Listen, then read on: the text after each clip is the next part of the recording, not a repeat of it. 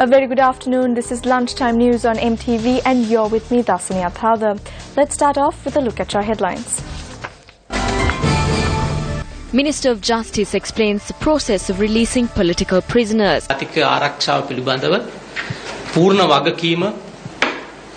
බාර අරගෙන තමයි ආණ්ඩුවක් විදියට අපි ඉතා වගකීමෙන් යුතුව මේ කටයුතු සියල්ල සිද්ධ කරන්නේ.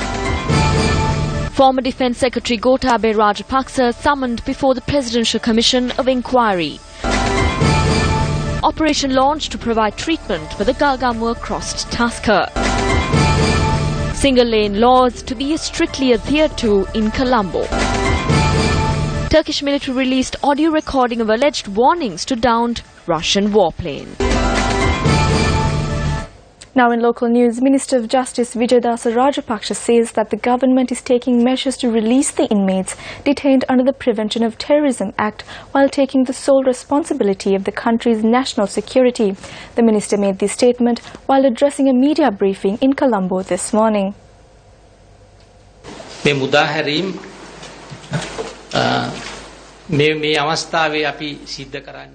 We are making these releases at a time when Sri Lanka is facing several sanctions against it and when an international court is to be established in the country where these matters will be investigated into. So we have taken this decision at this point of time to inform the international community of the government's new policies in a manner which will draw in more strength and confidence on a national reconciliation process. So it is with our clear intentions that we say that there is no need for the public to doubt the country's level of national security as the government takes these measures while taking the sole responsibility of national security. Even under the previous government, inmates who were detained under the Prevention of Terrorism Act were released one by one. We are not levelling allegations of any sort. We are merely trying to point out the fact that the then government also had to take certain measures at that point of time when required. We are stating these facts because we want to tell the people of this country the situation at hand.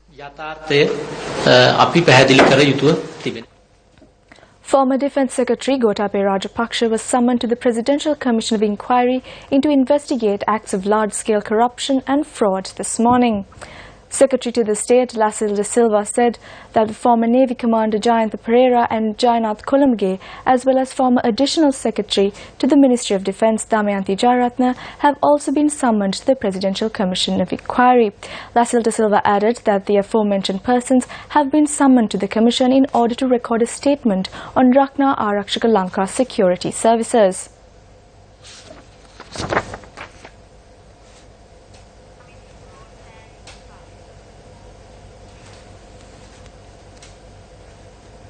Also in local news, the single-lane law, which came into effect once again starting from today, was strictly implemented in the city limits of Colombo this morning. Police said that motorists who violate this law will be produced before court. There is heavy congestion due to the movement of vehicles entering and exiting Colombo. Therefore, following a survey conducted by the DIG and Director of Motor Traffic and Road Safety and under the directive of the IGP, we were able to attribute the conduct of motorists on the roads to the traffic congestion in addition to the massive number of vehicles on the roads. This could also be attributed to the failure of the officers to strictly implement the single-lane law. Therefore, we plan to strictly implement these laws so that motorists could travel to their destination with ease. This is also an attempt to give birth to a new generation of disciplined motorists. Even though the same laws were implemented on a previous occasion, there was a time when the police officers were falling short to adhere to the plan given the large amount of vehicles seen on the roads. Heavy congestion is caused every time a police officer writes a ticket for violation of road rules. Nevertheless, we plan to implement the laws so that the motorists will experience a negative reinforcement every time a road offence is committed. These new road rules will be implemented in all cities of Colombo.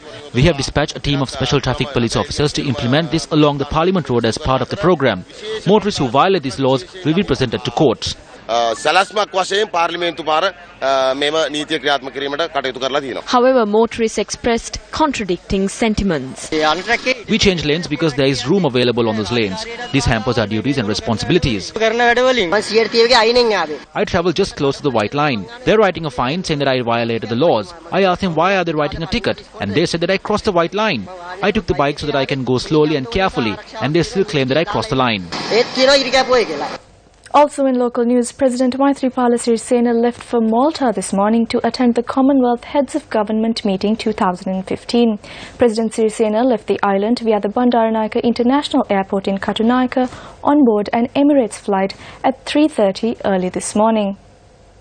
34th Commonwealth Heads of Government meeting is scheduled to commence at Fort St. Angelo in Bergu, Malta tomorrow and will go on until the 29th. The President's media unit said that President Maithripala Sirisena, who is the current chair in office in the Commonwealth, will hand over the position to the Prime Minister of Malta, Joseph Muscat. Heads of state of the Commonwealth, including Queen Elizabeth, are scheduled to attend the meeting.